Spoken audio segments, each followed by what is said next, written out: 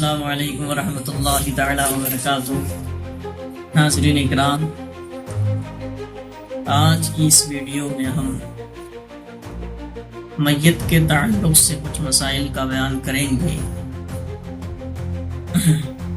تاکہ ہماری عوام جان لے کہ کس طرح سے میت ہو جاتی ہے، کس طرح سے اس کو غسل دینا چاہیے، کیا باتیں ہیں کیا نہیں ہیں، ان سے بچنا چاہیے کن سے بچنا نہیں چاہیے، کن کو کرنا چاہیے کن کو نہیں کرنا چاہیے۔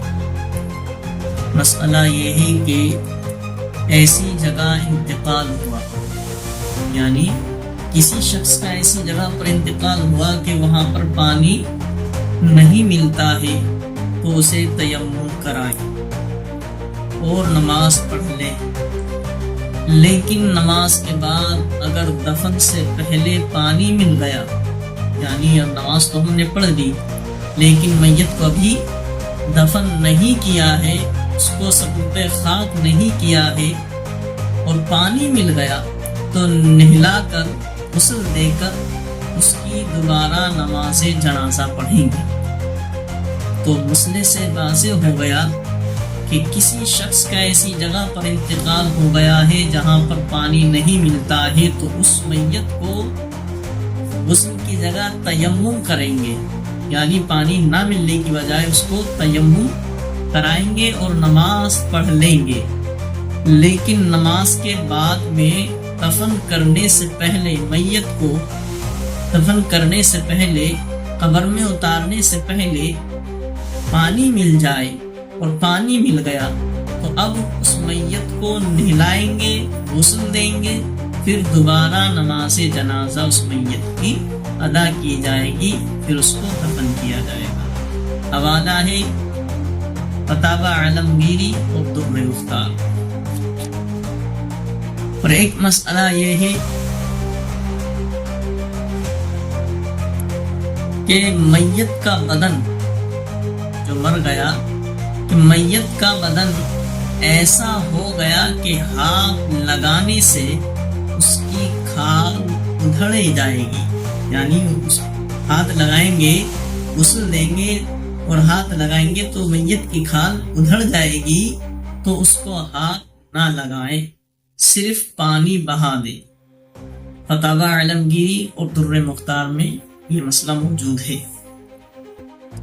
مسئلہ یہ بھی ہے کہ میت کے داڑھی یا سر کے بالوں میں کنگا کرنا، ناخن تراشنا یا کسی جگہ کے بال مونڈنا یا کترنا یا اکھاڑنا ناجائز اور مکروہ تحریمی ہے۔ یعنی میت کے بالوں میں جو لوگ کنگا کرتے ہیں اور ناخن تراشتے ہیں، بہت سی جگہ عوام میں یہ ہے، تو ناخن تراشنا، بالوں میں کنگا کرنا یا داڑھی کے بالوں میں کنگا کرنا یا بال موننا، کترنا، اکھاڑنا، یہ کیا ہے؟ ناجائز اور مکروہ تحریمی ہے، اس سے بچنا چاہیے۔ بلکہ حکم یہ ہے کہ جس حالت پر ہے اسی حالت پر دفن کر دیں۔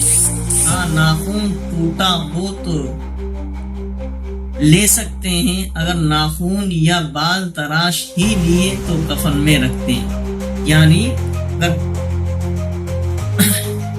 حکم تو یہ ہے کہ جس حالت میں وہ مرا ہے تو ناخن بڑے ہوں تو اسی حالت میں اس کو دفن کر دیا جائے، ٹھیک ہے۔ اگر ناخن یا بال تراش لیے، ناخن کٹوا دیے یا ناخن ترشوا لیے یا بال ترشوا لیے تو کفن میں رکھ دیں۔ تو میت کو غسل دینے کے بعد ہمیں کیا کرنا چاہیے؟ جس حالت میں ہے میت اسی حالت میں رہنا چاہیے، رکھنا چاہیے۔ سر کے بالوں میں کنگا، ناخن تراشنا وغیرہ، بال منڈوانا، کتروانا، اکھاڑنا، یہ ناجائز و مکروہ تحریمی ہے، ایسا نہیں کرنا چاہیے۔ در مختار، بدر مختار عالمگیری حوالہ ہے۔ مسئلہ یہ ہے کہ میت کے دونوں ہاتھ کروٹوں پر رکھیں، سینے پر نہ رکھیں۔ کیا ہے؟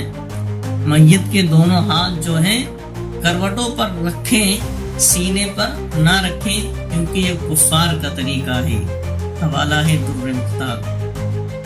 مسئلہ یہ ہے کہ بعض جگہ دونوں ہاتھ ناف کے نیچے اس طرح رکھتے ہیں جیسے نماز کے قیام میں، تو ایسا بھی نہیں کرنا چاہیے۔ بعض لوگ کیا کرتے ہیں کہ میت کے ہاتھوں کو ناف کے نیچے اس طرح رکھتے ہیں جیسے زندہ لوگ نماز ادا کرتے ہیں، تو اس حالت میں قیام کی حالت میں کرتے ہیں، تو ایسا بھی نہیں کرنا چاہیے۔ وہی صورت ہے کہ ہم سیدھے ہاتھ اس کو ایسی چھوڑ دیں سائڈوں سے۔ مسئلہ یہ ہے کہ بعض جگہ دستور ہے کہ عموماً میت کے غسل کے لیے کورے گھڑے یا بدنے لاتے ہیں۔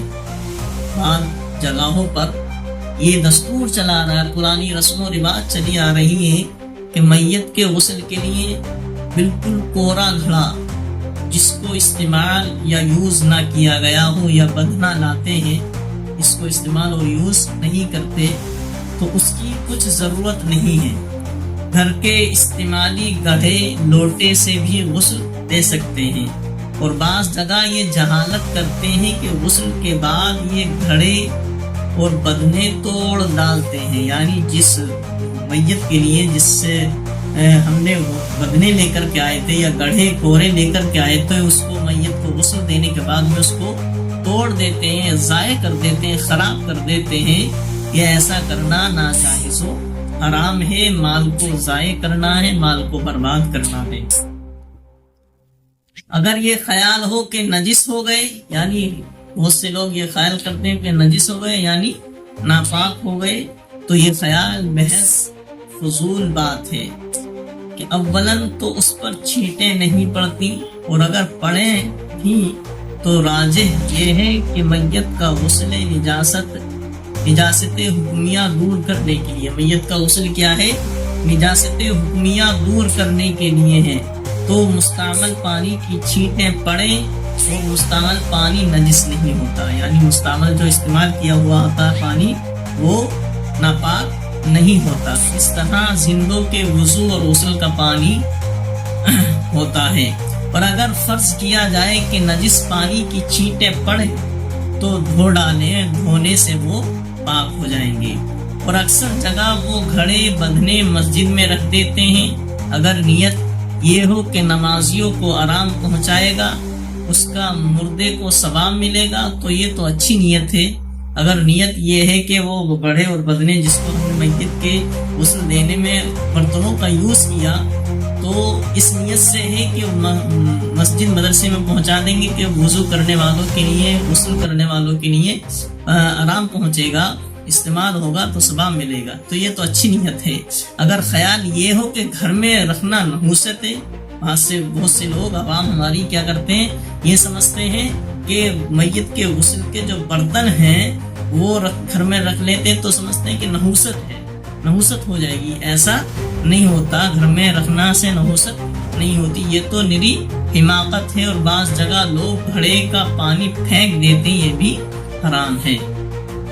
تو مسلمانوں، جس طرح سے یہ مسئلے بیان ہوئے ہیں ان کو ہمیں ضرور یاد رکھنا چاہیے، تو اس طرح سے ہمیں اپنے مال کو ضائع اور برباد نہیں کرنا چاہیے۔